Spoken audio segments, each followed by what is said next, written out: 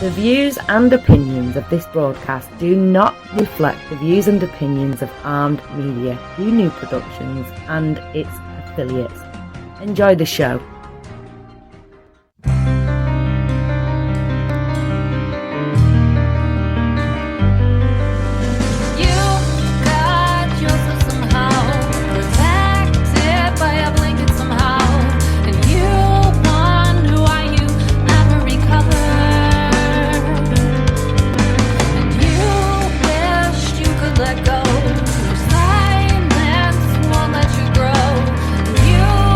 Good evening. Welcome to the Thea Show. This is Thea speaking.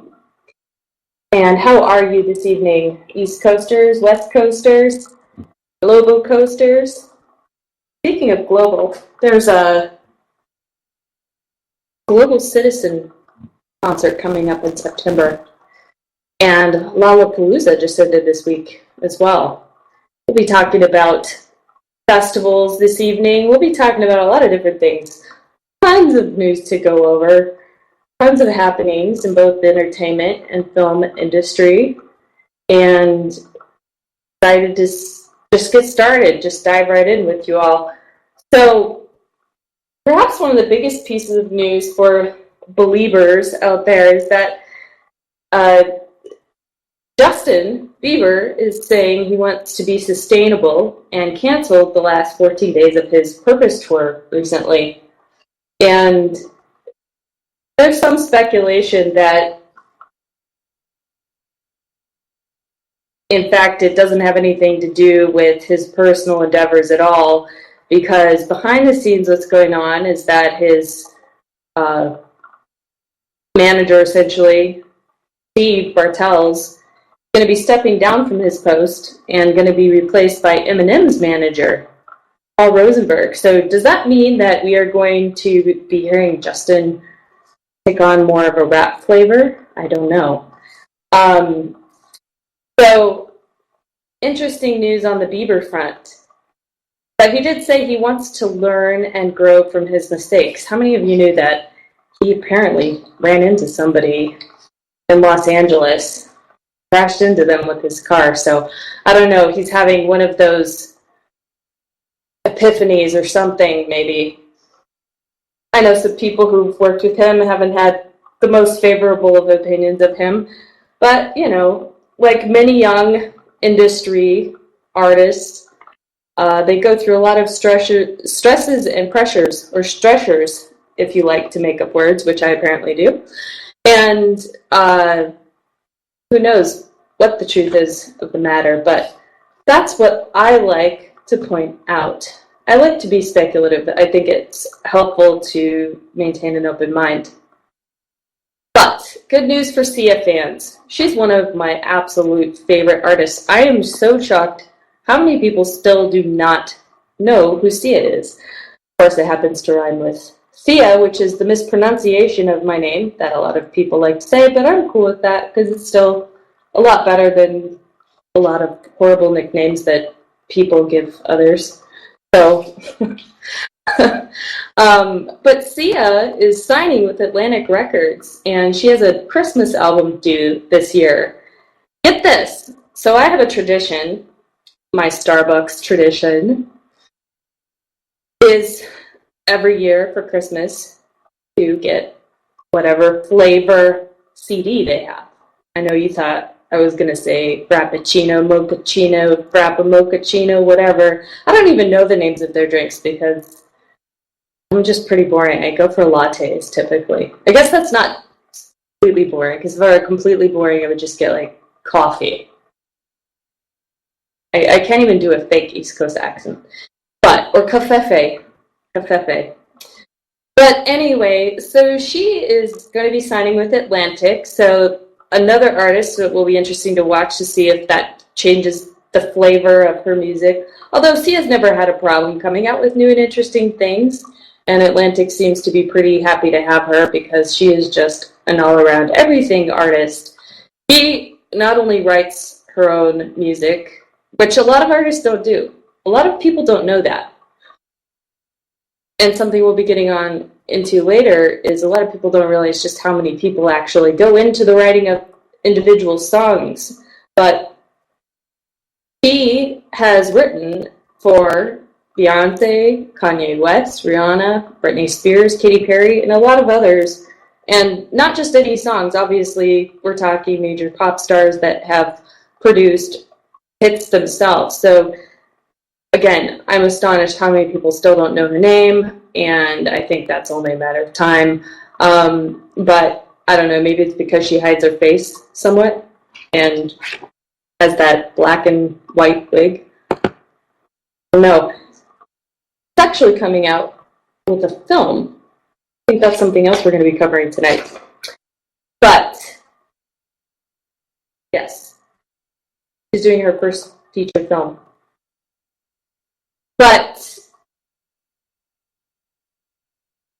we were talking, I think it was last week or the week before, about Chris Cornell, another major artist, but not so much in the pop industry, former major artist anyway. And there's been a really interesting piece of, can't really call it news, because apparently it's a conspiracy at best right now. So there's a lot of speculation, I guess we'll use that word, regarding who is the father of Chris Cornell. And the reason being, if you've seen on social media at all, that he bears a striking resemblance to a major politician, John Podesta. And there is no proof behind this that I know of. But it is rather interesting because even though there is no proof, again, that I know of that, there is proof that John Podesta has some involvement with some other major news in the pedophilia ring, and there's speculation that Chris Cornell and also the late lead singer of Linkin Park were involved with trying to put a stop to that pedophilia ring that's being exposed. There's been over 3,000 arrests, in fact, since the beginning of the year in the United States alone.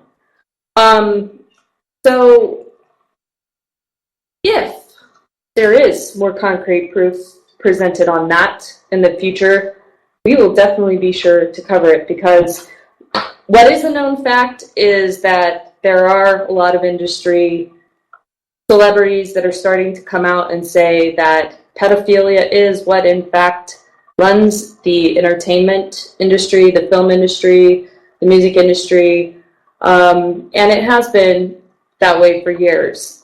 Elijah Wood is one of those that's spoken out about it, as well as Corey Haim and others, and probably more will come out and speak about it.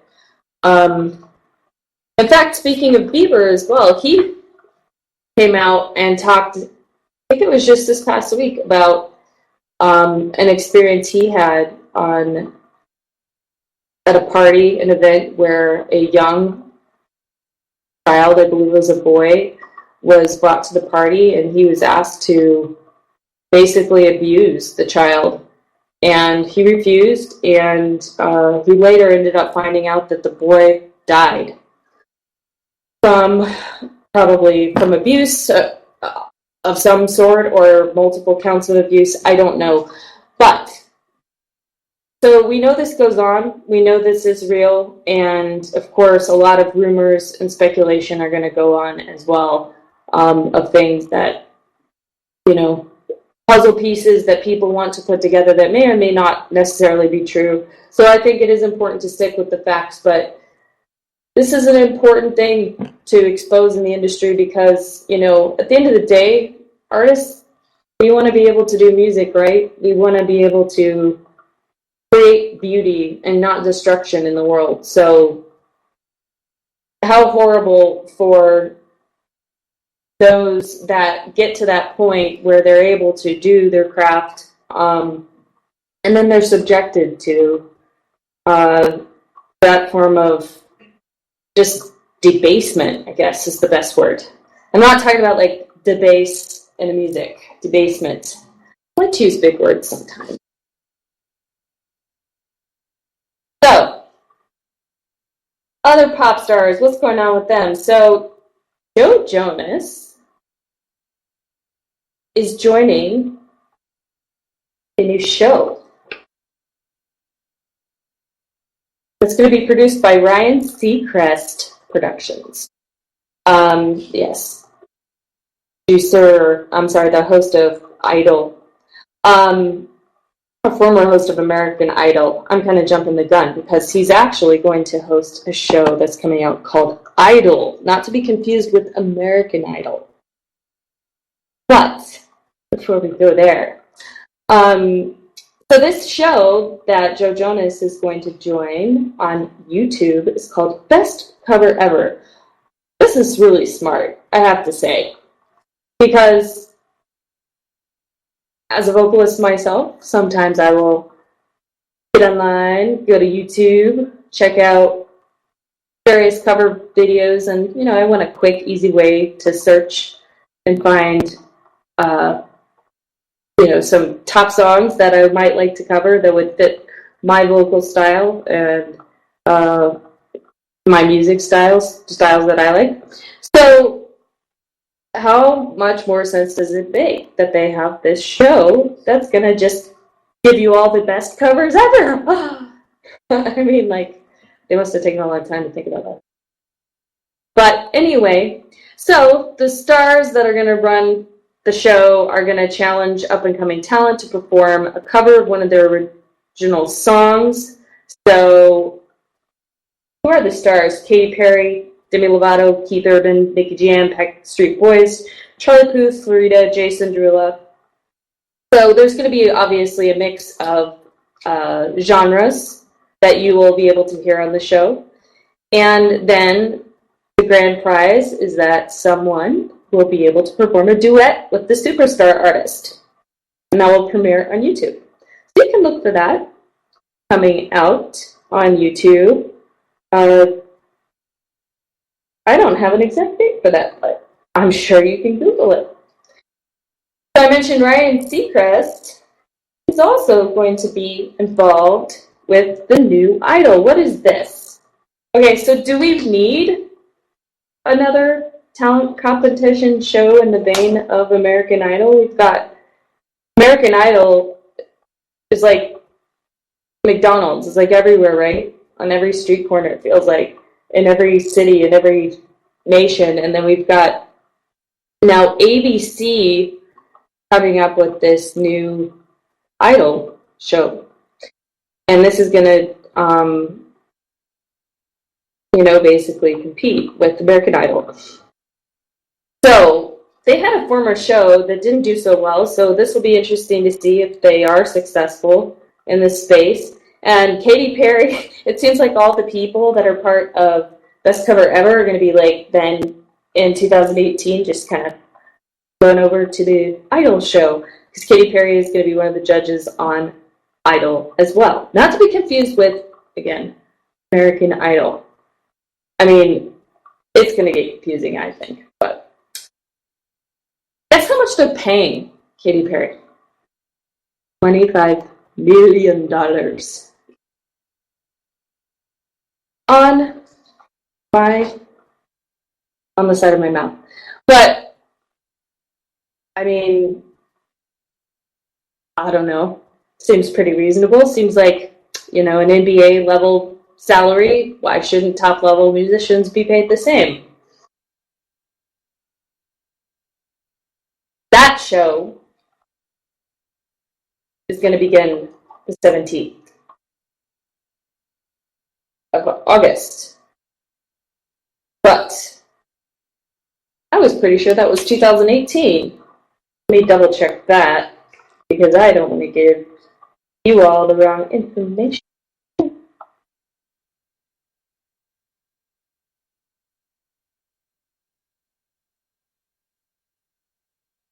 I think I misread that. That was 2018 for American Idol. But yes, I believe recitals starting the 17th of this month.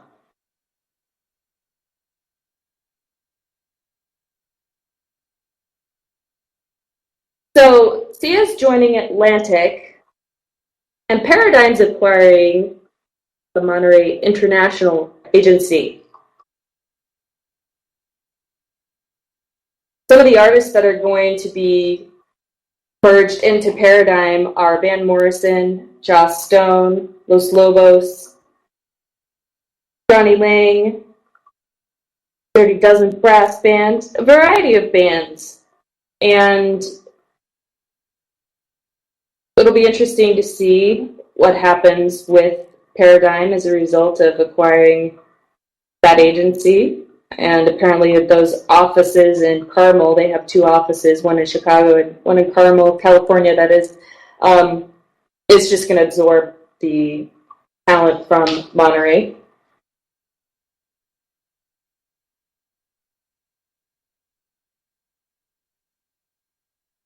I believe it was last week, I covered some information on BMI and ASCAP wanting to do a merger and creating a music database. And here's the thing. What I didn't cover at that point is that their initiative seems to actually have been spurred on by the fact that Congress was proposing a global centralized music database. So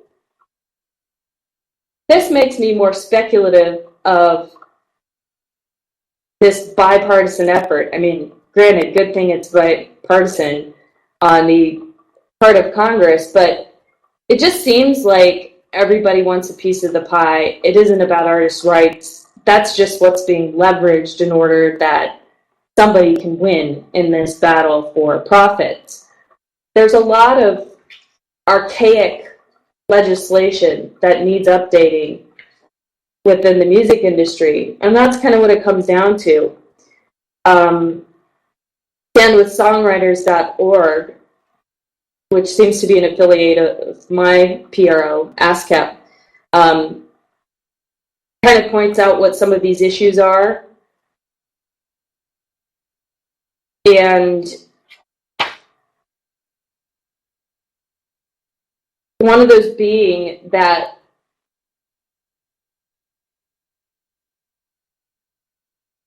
some of the rules that have been in play for the industry have been in play for like 76 years.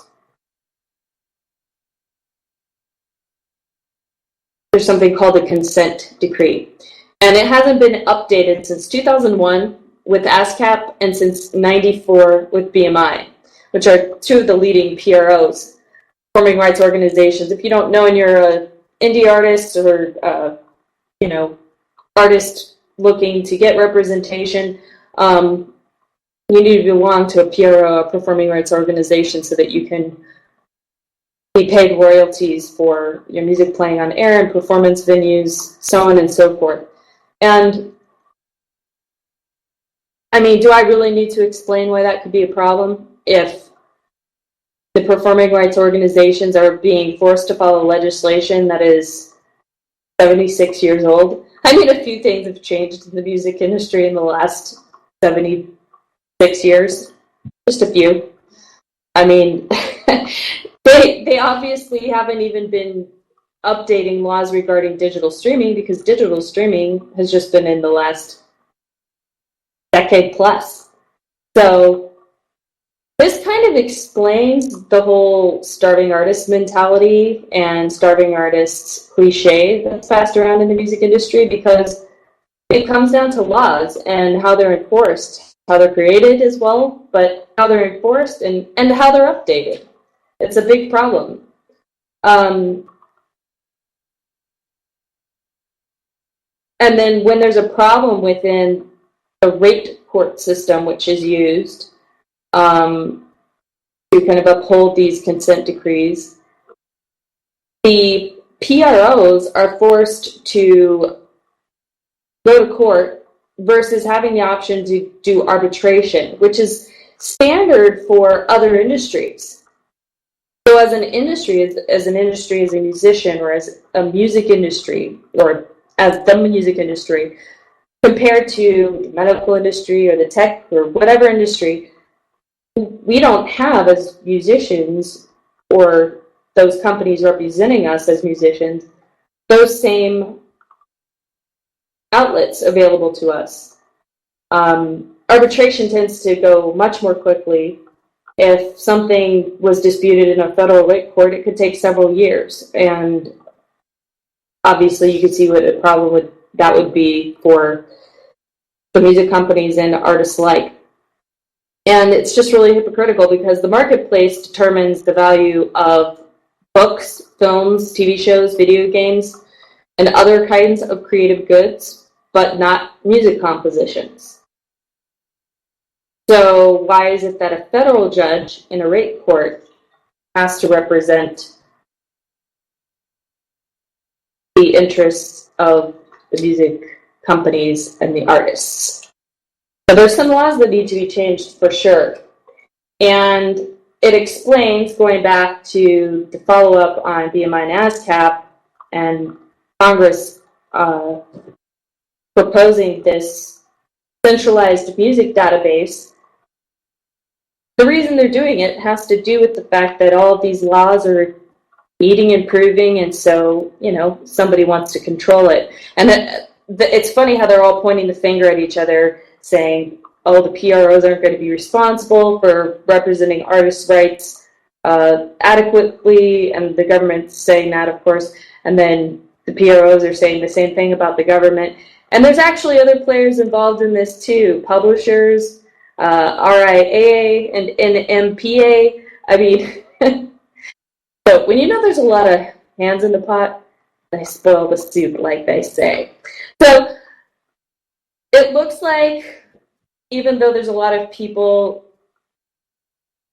trying to become involved with this effort or in the early stages of involvement, that hopefully ASCAP and BMI will appropriately represent artists and combine their database by the end of 2018, which is what their plan is. Congress has yet to tackle this Transparency in Music Licensing and Ownership Act to even be able to fulfill what they're trying to do. So we know how things go in Congress. Slow.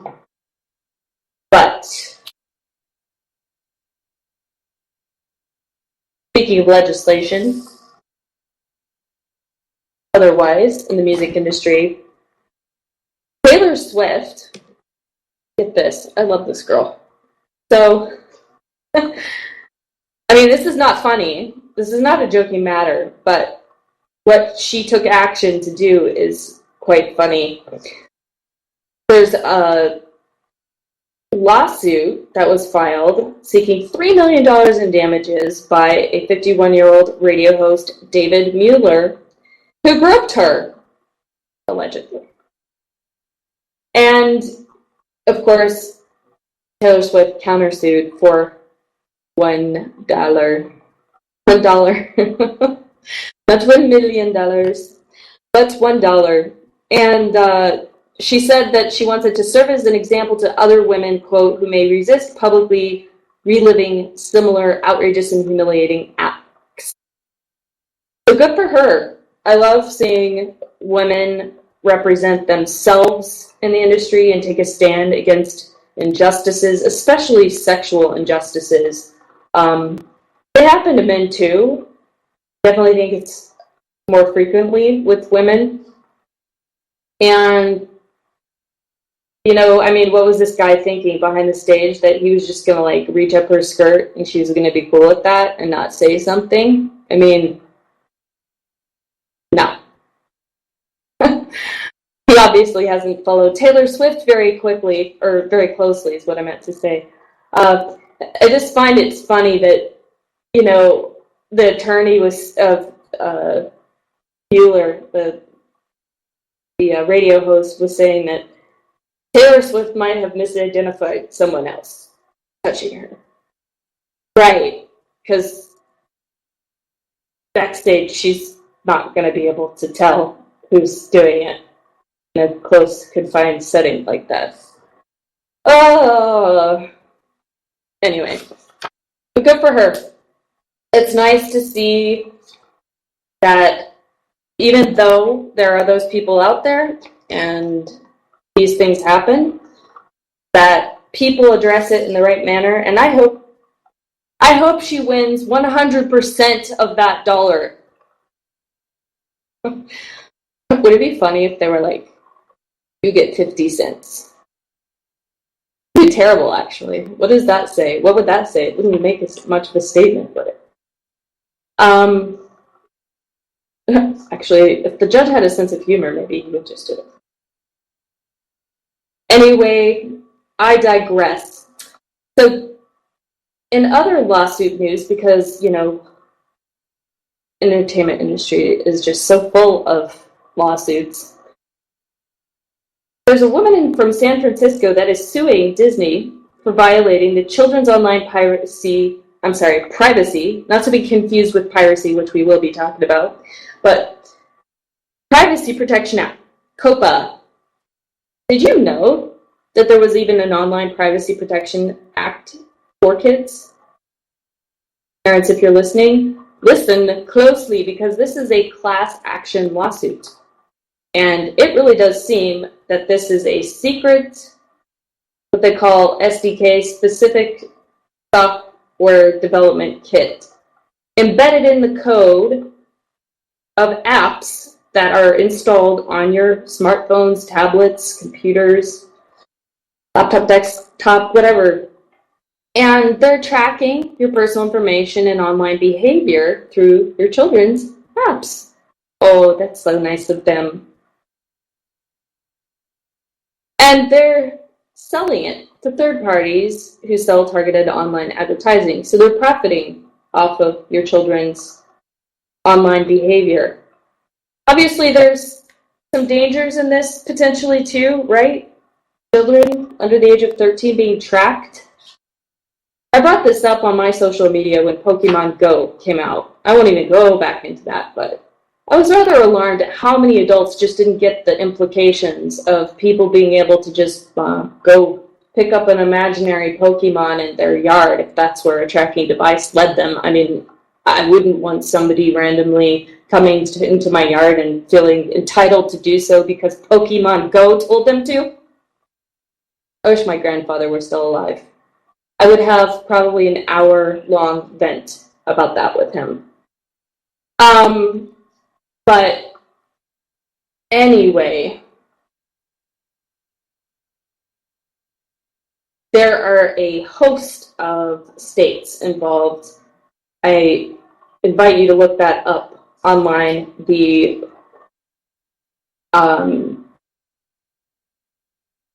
woman's name, Amanda Rushing, is the one who filed the suit. So feel free to Google that and see if your state is involved. And the game, I should mention, let me find the name of the game because there were several involved. The specific game was Disney Princess Palace Pets. But there are also others that are involved in this because it's the same kind of secret SDK, as I mentioned, that's embedded within the apps. Some of the other mentioned were Club Penguin Island, Star Wars Puzzle Droids, Frozen Free Fall, and Disney Emoji Blitz. If I had kids, my kid, I bet you, would have Disney Emoji Blitz, and I would probably end up being part of this, but good thing I don't have to waste my time. Anyway, Disney hasn't replied to requests for comment on the complaint.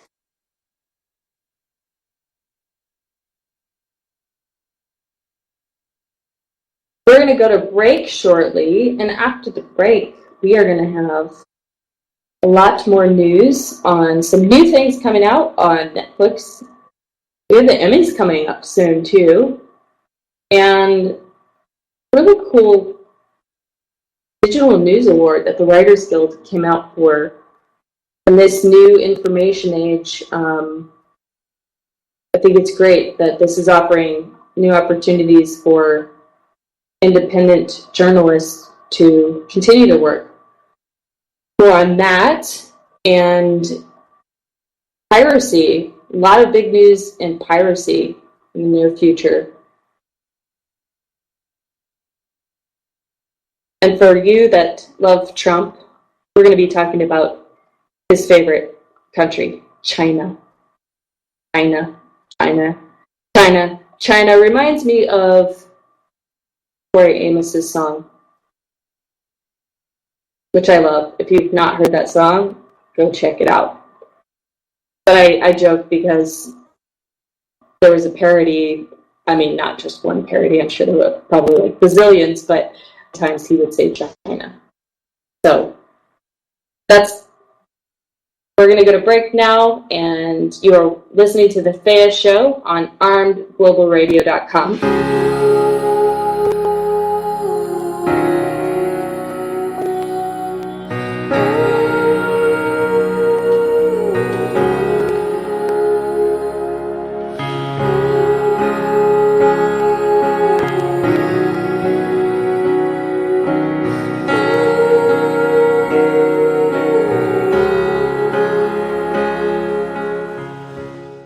Are you hangry?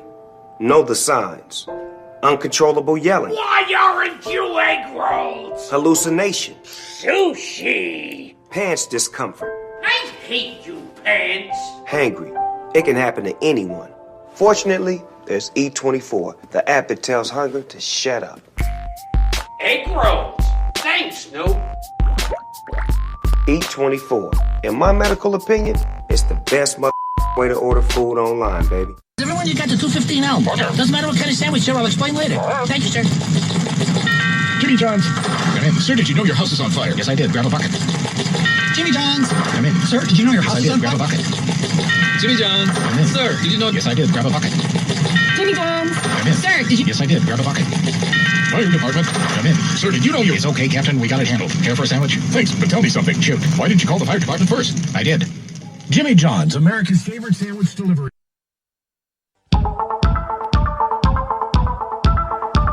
Hey everyone, I want to tell you all about an amazing salon.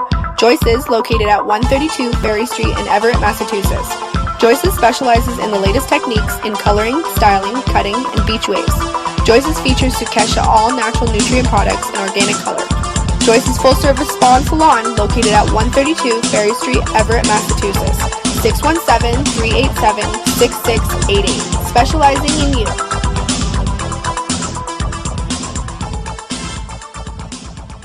Hi, my name is Amrita Rupnarayan, aka Valanistama. Amrita means ambrosia or nectar of the gods. Valanistama means seeker of divine knowledge. Join me every Thursday night at 10 p.m. Eastern for a night talk with Joe Rocks, exclusively on TuneIn Satellite on Armed Radio Global Network, where we will discuss food, culinary arts, baking, cooking, food preparation and presentation, bringing you a little bit of the divine knowledge so you can create your own nectar of the gods.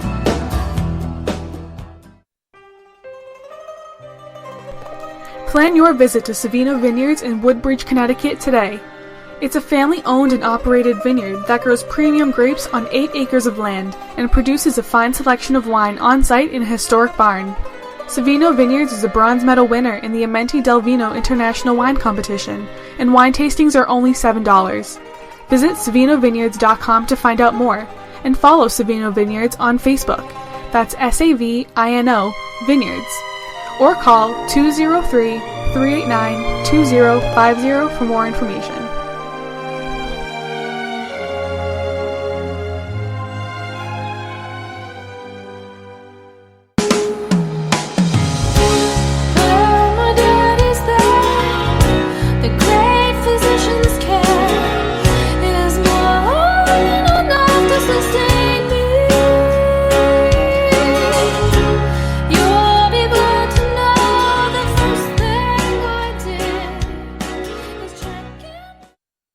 Welcome back. This is the Thea Show, and you're listening to armedradioglobal.com. Good evening. Whether you're joining from the East Coast or the West Coast or some other coast.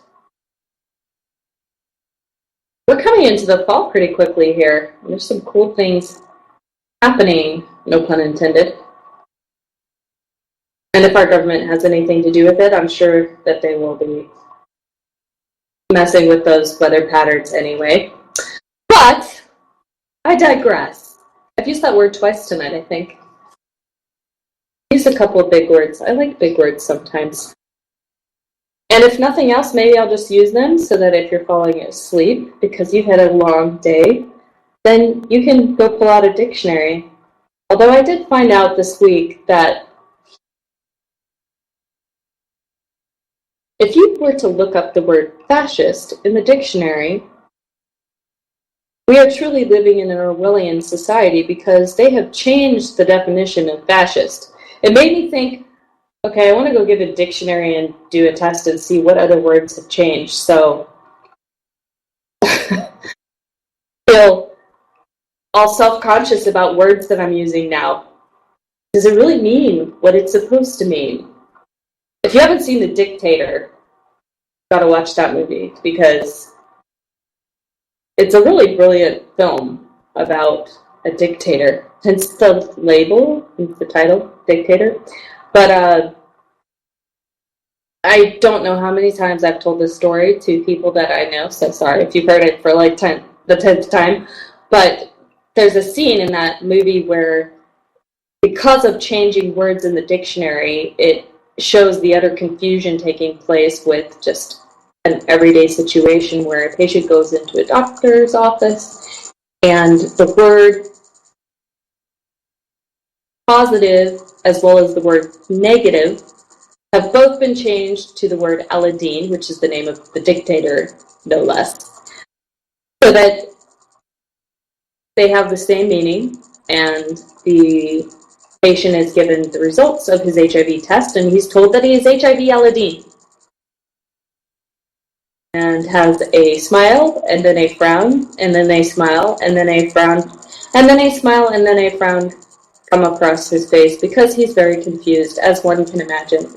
So this is the problem with this kind of ridiculous stuff going on in society. But hang tight, because at least as far as the entertainment industry is concerned, that's what I'm here to provide you with. Hopefully real news, right? But anyway, so we were talking just before the break about some legislation or lawsuits going on, one with Disney and one with Taylor Swift, and hopefully they end up favorably on the side of justice, right? It's an important thing for musicians to be able to protect their rights, especially as hard as it already is to compete or even attempt to compete in the industry or to even just earn wages, right? And the same applies with all entertainment people, film, writers, etc. Well, ExtraTorrent, the name of a pirating site that has been shut down for good. So good news for artists of all sorts and the companies that back them that do try to legitimately uphold their rights. Now, of course, where one ExtraTorrent goes down, another ExtraTorrent comes up. And what's good to know is that even though there was a follow-up, extratorrent.cd, that came up, apparently people that were browsing it were finding bugs, viruses, malware, and frequent crashing issues. So, not that I wish harm to anyone, but, you know, I do feel strongly on this point, so I feel like if you visit the site and that happens to you, good. It's called karma, or something else, whatever you want to call it. But, you know, I would love to hear your comments, your feedback on armedradioglobal.com. The replays from tonight's broadcast can be found on Spreaker.com, and you can sign up for an account there and comment. It's free to sign up, and, you know, I'd like to get your feedback. A lot of people most people aren't industry people, right, around the world, so they don't understand how copyright works. They don't understand what it's like to be in the industry and how meaningful it is for an artist or a company that backs an artist to be able to protect the artist's rights, and how much money it costs, and how much money it costs our government as well in the legal proceedings that happen to be able to continue to protect these rights. What I find particularly disturbing too is not just that, these companies exist, but the reason that they're perpetuated is because they're paid by advertisers. So in the case of Extratorrent, they were getting ads from an Indian affiliate network, a Polish affiliate network, and then a Cyprus-based media network. So I think that, personally, I think those ad companies should also be, properly investigated for their part in helping piracy to occur, and brought to justice in their role that they play, because it can't happen. They can't sustain themselves without the help of those advertising agencies. And it's particularly despicable to me because an online company doesn't have to necessarily have a lot of overhead. Extratorrent earned an average of $4.4 million annually.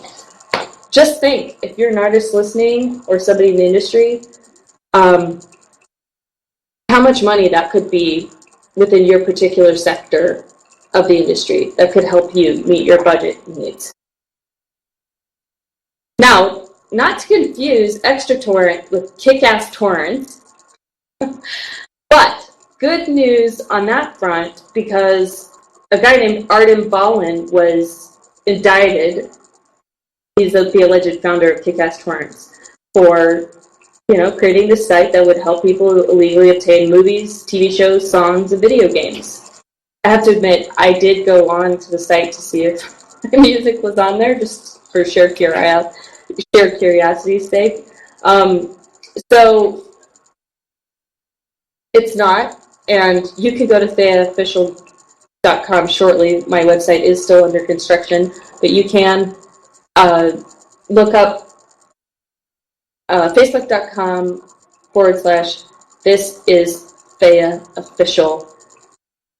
Find my music, which will connect you to iTunes and other major distributive platforms that it's on. But shortly it will be on my store, my new EP, Beautiful Warrior, that has 3 songs, and I will have other cool things in the store as well. I announced that last week.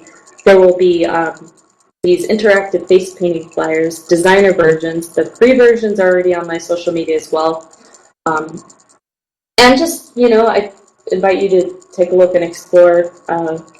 Again, the site will be going up soon, but you can find the free versions of those face paint flyers and my EP on my Facebook page currently. But going back to Kick-Ass Torrents, so there's difficulty, of course, prosecuting or attempting to prosecute anyone that's outside the United States for, helping people engage in criminal activity. I really love using appropriate words, just to bring that back up one more time, because it's criminal. People forget this. Just because they're not in the industry does not mean that these laws do not apply to them. Or just because they're not in the country of the United States does not mean that these laws do not apply to them. Well, or does it? And that's part of the dispute here.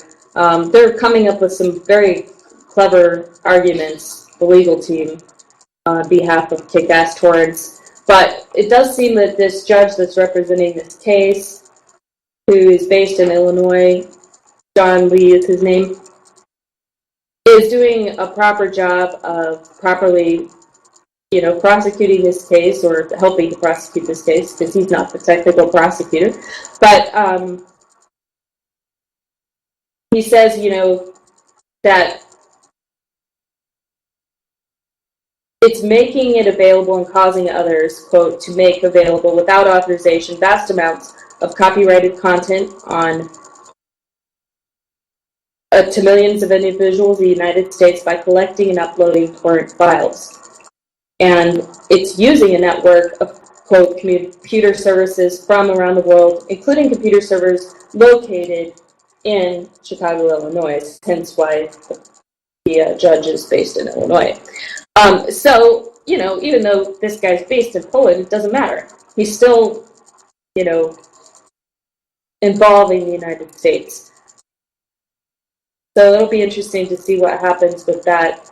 And the bigger questions that it raises, couldn't search and just be exposed to criminal liability because they linked to torrent sites too? Well, in this case, Google actually gets a pass because they're not soliciting and rewarding others for uploading torrent files for copyrighted media.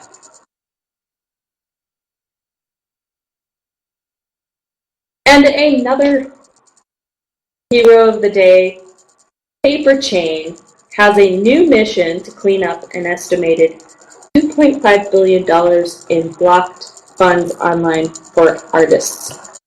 How on earth are $2.5 billion being blocked in the internet? Well, Paper Chain has found more than 46 million instances of unidentified songwriters or unknown copyright owner, NOIs they're called, filed by the U.S. Copyright Office by streaming services since April of 2016. How does this happen? Well, it's a little bit confusing, but basically it does seem that the digital streaming music industry has created some loopholes where certain royalties go into this black box of sorts, and nobody really kind of knows who owns the black box. But the black box has a good chunk of change in it, an estimated $2.5 billion. So this company's trying to do something about that. Let's hope that they remain in existence and they are successful in those efforts. They're in closed beta testing with select labels, publishers, and some other intermediaries, so it'll be interesting to see what happens there. So some other shows that you can look forward to through iTunes and other digital streaming services are Carpool Karaoke, the series. So you know how the Late Show's James Corden has the Carpool Karaoke series that he already does. I mean, it's technically a series already where celebrities get in the car and they sing with their personal playlist and they have some kind of goofy adventure. Well, they're doing a formal 16-episode series, and that starts tonight if you would like to entertain yourself. And guess what? If you like it, there are going to be 2 episodes a week. Woohoo! And that's going to be available to Apple Music subscribers. I found this interesting. Along with the rise of shows in the digital music streaming industry, what's funny is that the physical format of music has not gone out of style, it would seem, at least not at Sony. They increased their physical format sales over 16% in their last fiscal quarter. And their revenue went up 25%. For streaming, that is. And then, of course, with other revenue, including licensing, merchandising, and live performances, they had an increase of 9.6%. Why do I mention this? Because I find it interesting that they're experiencing huge soars in their operating income. over 57% just in this first in the first fiscal quarter of 2016. I'm just mindful of the fact that before Michael Jackson had died, he had mentioned he owned Sony. And this is what Sony's been up to since. So it's sad that Michael Jackson is not able to be making these kinds of revenues himself. And what might surprise you on the flip end is that at least at Sony, their downloads went down 21%. So you never know. Just when you think you know something in the music industry, then you don't. Or just when you think you know the trend anyway.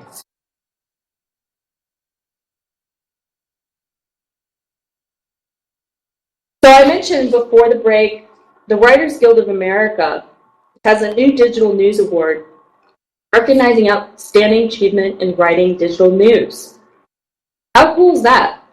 If you want to submit for it, your written material has to be made, or has to have been made available online between the 1st of October of last year, 2016, and the 30th of September of this year. So you still have a good roughly 2 months to come up with something genius, write about it, and submit it for an award and recognition with the Writers Guild. Audio or audiovisual formats are not eligible. Sorry, guys. Those would have to go in the other traditional categories. But spread the news. Let your friends know. There's a lot of great independent media out there these days, and let's get more out of it, and let's get those independent media writers known for their work. And speaking of writers, I mentioned very early on in this broadcast that a lot of people don't know that a lot of artists don't write their own music. Something else they don't know is that there are a lot of writers behind a lot of songs, or behind a song. And then a third thing that a lot of people don't know is there's actually a lot of publishers. In fact, on average,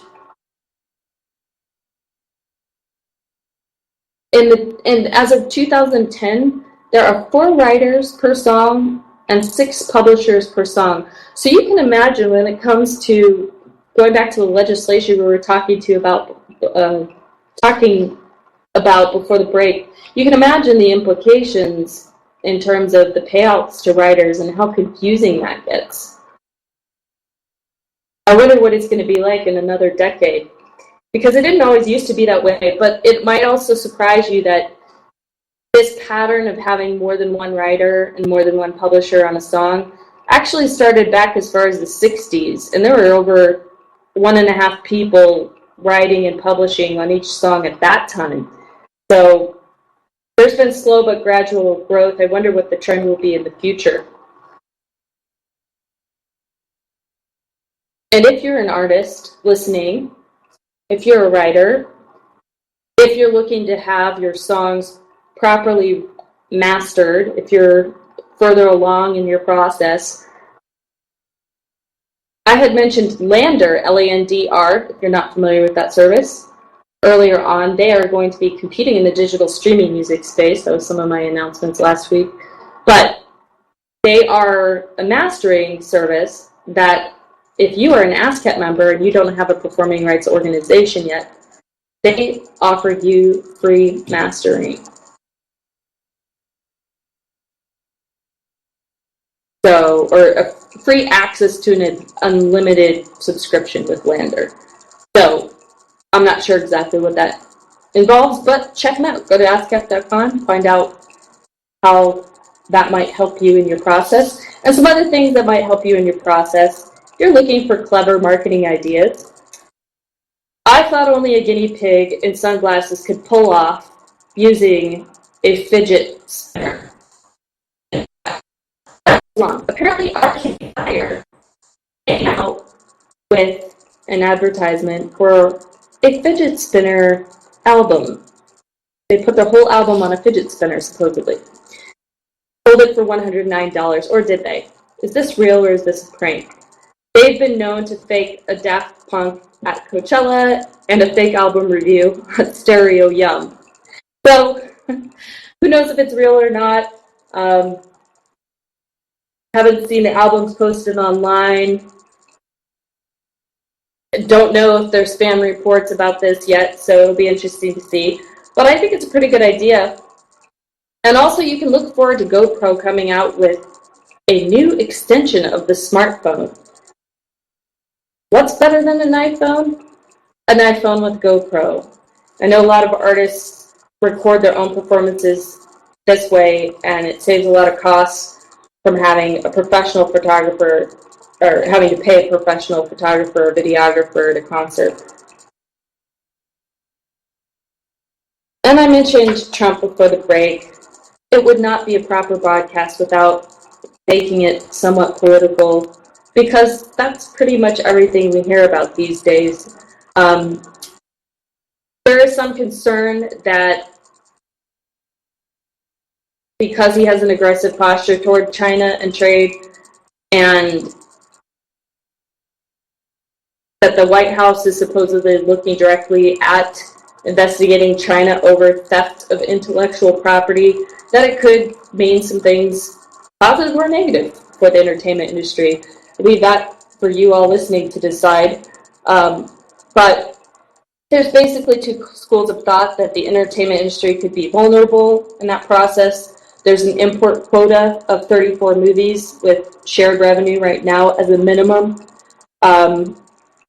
But the other school of thought is that really there's more of a concern with other industries like steel, autos, cultural exports, so the entertainment industry won't necessarily be affected if there's a restriction on film imports. But we shall see. Time will tell. Hopefully it will not affect us in the United States in the entertainment industry negatively.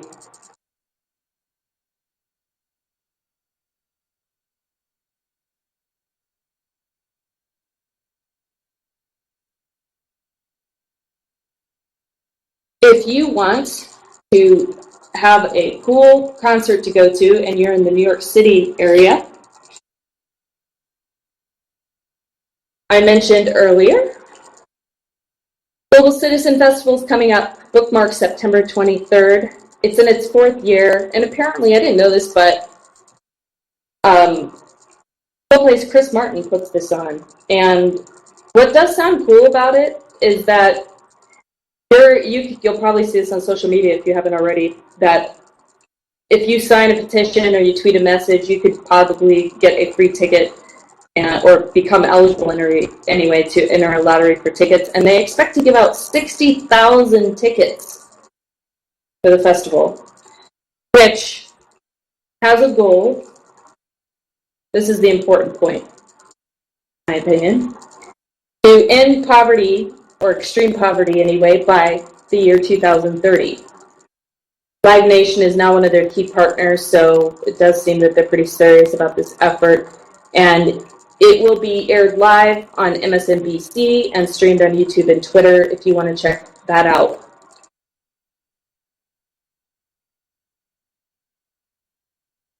I don't know if there is a record of the live stream from Lollapalooza that just ended on Sunday. That was a 4-day event in Chicago that just ended with Chance the Rapper, Grammy-winning artist that hosted, Lord, Muse, The Killers, Arcade Fire, and 170 other acts. So you can check that out, see if you can catch some related news on that. We are the Thea Show, and thanks for joining us this evening. And if you want to check us out again, we will be back next Tuesday at armedradioglobal.com, 10 p.m. Eastern. Have a great week.